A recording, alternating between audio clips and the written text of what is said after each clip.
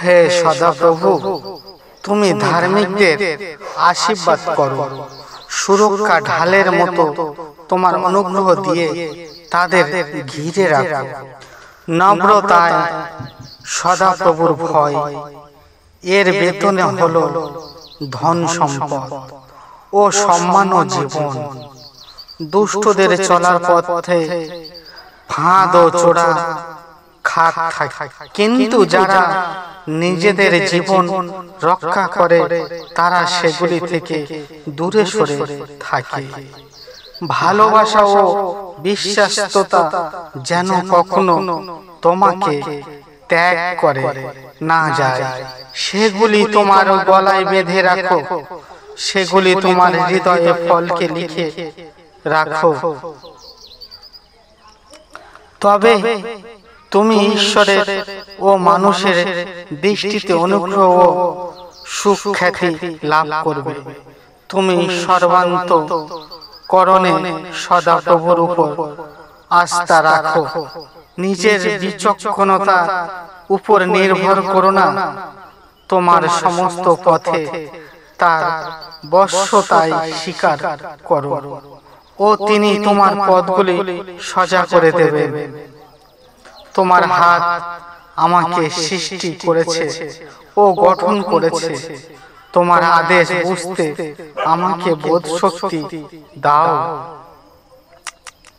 যারা তোমাকে সম্ভ্রম করে তারা যেন আমাকে দেখলে আনন্দিত হয়, কারণ তোমার বাক্য আমি আশা রেখেছি। হে সদাপ্রভু, আমি জানি যে তোমার বিধি নিয়ম ন্যায়সঙ্গত, আর তুমি বিশ্বাসতায় আমাকে পীড়িত করেছ।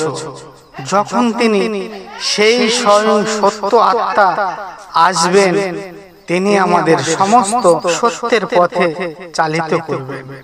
তিনি নিজে থেকে কিছুই বলবেন না, তিনি যা শুনবেন তিনি শুধু তাই বলবেন, আর তিনি আগামী দিনের ঘটনার কথাও তোমাদের কাছে ব্যক্ত করবেন। তিনি আমাকে মহিমান্বিত করবেন, কারণ আমার যা তা তিনি আমাদের কাছে প্রকাশ করবেন। যা কিছু পিতার অধিকারভুক্ত তা আমারই, সেই জন্য আমি বলছি, পবিত্র আত্মা আমার কাছে থেকে সেই সব গ্রহণ করে তোমাদের কাছে প্রকাশ করবেন।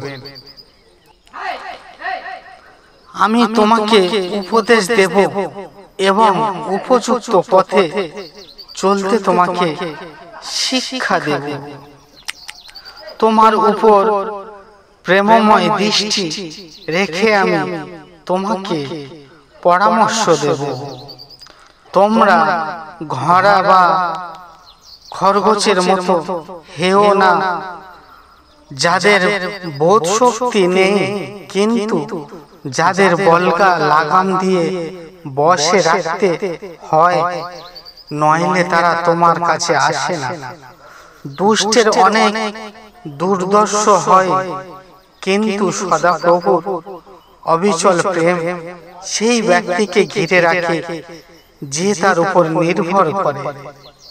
যে ব্যক্তি সদাপ্রভুতে আমত্ত করে, সদাপ্রভু তার পদক্ষেপ সুদৃষ্টি করেন। হোঁচট খেলেও তার পতন হবে না, কারণ সদাপ্রভু তাকে বহু হস্তে ধরে রাখে। তোমার বাক্য আমার চরণের প্রদীপ এবং আমার চলার পথের আলো। আমি শপথ করেছি ও স্থির করেছি যে আমি তোমার ন্যায়সঙ্গত শাসনবিধি পালন করব। হে সদাপ্রভু, আমি অনেক কষ্ট পেয়েছি, তোমার বাক্য অনুযায়ী আমার জীবন বাঁচিয়ে রাখো। হে সদাপ্রভু, আমার মুখের প্রশংসা অর্ঘ্য গ্রহণ করো এবং আমাকে তোমার বিধি নিয়ম শিক্ষা দাও।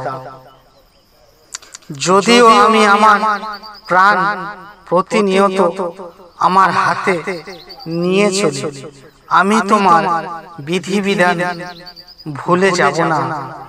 তিনি স্বয়ং গাছের উপরে নিচ শরীরে আমাদের পাপ রাশি বহন করবেন, যেন আমরা পাপ সম মোহে পক্ষে মৃত্যুবরণ করে ধার্মিকতা পক্ষে জীবন ধারণ করি। তাই ক্ষত সকলের দ্বারা তোমরা আরোগ্য লাভ করেছ।